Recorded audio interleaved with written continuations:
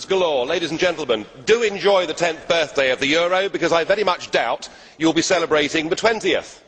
What we've seen this morning has been reminiscent of the old Soviet times. Do you remember when the 5-year plans were announced to be successes, often before they were even launched, with much talk of record harvests and wonderful production figures for tractors?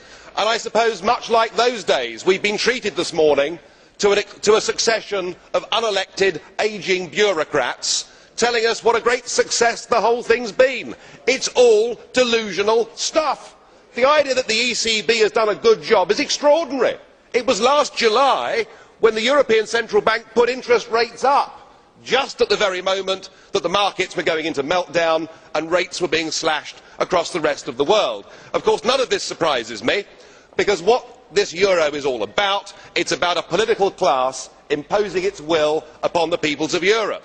Remember, only 2 countries had a referendum on the euro, Denmark and Sweden, and both of them said no. That little word that you try and avoid if you possibly can. The eurozone has never been tested, but it's about to be. Spain's in economic trouble. Italy, as German economists at the time said, should never have joined the euro. But the situation in Greece, I think, is where we should focus our attention. Thousands of young people out on the streets demonstrating, demanding their government does something, demanding their government cuts rates, demanding their government devalues. But the Greek government is stuck inside the euro straitjacket. There is nothing they can do. There is nothing a future general election can do in Greece to change anything.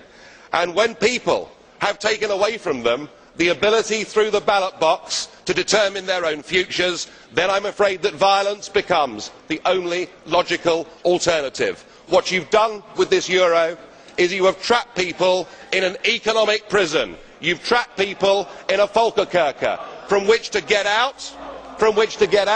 It will take great courage, it will take leadership, or possibly the inevitable economic meltdown. You can boo, you can jeer, but remember this: Britain outside of the euro has been able to devalue, has been able to slash interest rates. We have been able to do the things that we need to do.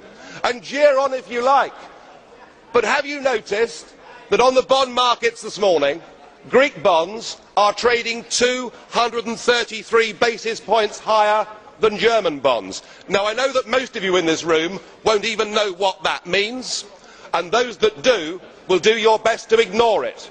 You can go on if you want, burying your heads in the sand. You can ignore the markets if you want to, but in time the markets will not ignore you. Thank you very much.